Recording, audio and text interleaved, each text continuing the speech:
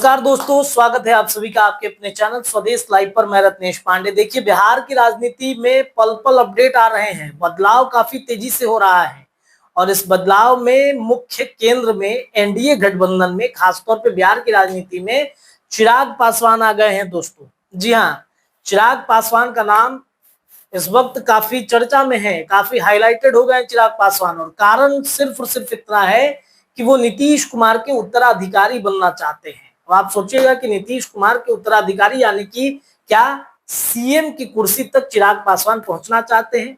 देखिए, सीएम की कुर्सी पर पहुंचने के लिए न सिर्फ चिराग पासवान बल्कि उपेंद्र कुशवाहा भी चाहते हैं, उनके पार्टी के कार्यकर्ता चाहते हैं।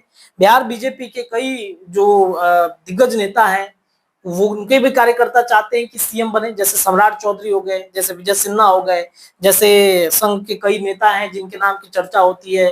कई नेता हैं, कई विधायक हैं जो बिहार बीजेपी में चाहते हैं कि सीएम हम बन जाए। इसके अलावा जेडीयू में नीतीश कुमार तो है ही, लेकिन नीतीश कुमार के बेटे निशांत कुमार को लेकर के भी बीच में चर्चा उठी थी कि निशांत कुमार को सीएम बनाना चाहते हैं नीतीश कुमार। ये चर्चा है कि नीतीश कुमार ही तय करेंगे कि हमारा सीएम कौन होगा अगला। अब नीतीश कुमार के स्वास्थ्य को लेकर के भी सवाल उठते रहे हैं बार बार कि नीतीश कुमार की स्वास्थ्य अच्छी नहीं है, नीतीश कुमार की तबीयत नासाज चल रही है, नीतीश कुमार ठीक नहीं है। तो भाई जेडीयू के अंदर जो नेता है, दिग्गज नेता, वो ये चाहते हैं कि नीतीश कुमार को अब थोड़ा सा आराम दिया जाए, नीतीश कुमार को रिलैक्सेशन दिया जाए, लेकिन नीतीश कुमार सीएम की कुर्सी पर रहना चाहते हैं। जेडीयू के कई नेता ये नहीं चाहते कि नीतीश कुमार सीएम फेस रहे बिहार एनडीए में। तो ये चर्चा चल रहा है। इधर चिराग पासवान ने परसों की बात मैं आपको बताता हूं, जब रमना मैदान में आरा में जब चिराग पासवान जो थे वो कार्यक्रम कर रहे थे, उन्होंने कहा कि 243 सीटों पर चुनाव लड़ेंगे और 40 सीट से कम हमें मंजूर नहीं है। सीएम फेस को लेकर के खूब चर्चा है। उत्तराधिकारी बनने की फिराक में लगे हुए हैं।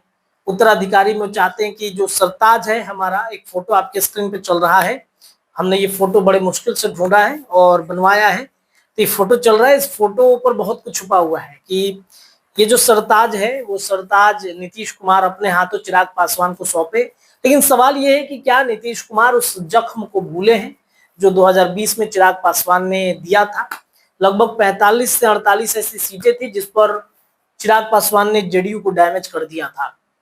137 सीटों पर चिराग पासवान लड़े थे 2020 का विधानसभा चुनाव, जिसमें 45 से 48 सीटें थी जिसमें जेडीयू को डैमेज किया गया था और 3 नवंबर पर जनता दल यूनाइटेड आ गई थी।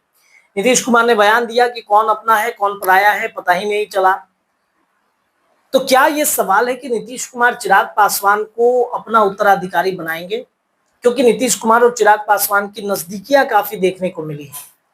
चिराग पासवान जाते हैं, नीतीश कुमार का पैर छूते हैं, नीतीश कुमार के आवास पर जाकर के मुलाकातें होती है। तो ये सब प्रक्रिया चल रहा है, ये सब चर्चाएं हैं।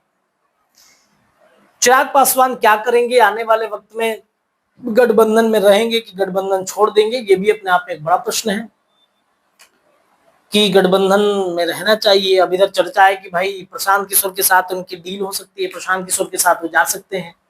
प्रशांत किशोर भी सॉफ्ट कॉर्नर रखते हैं चिराग पासवान पर, और चिराग पासवान कहते हैं कि हमारे मित्र हैं प्रशांत किशोर, अच्छा काम करते हैं, बिहार में बदलाव की बात करते हैं।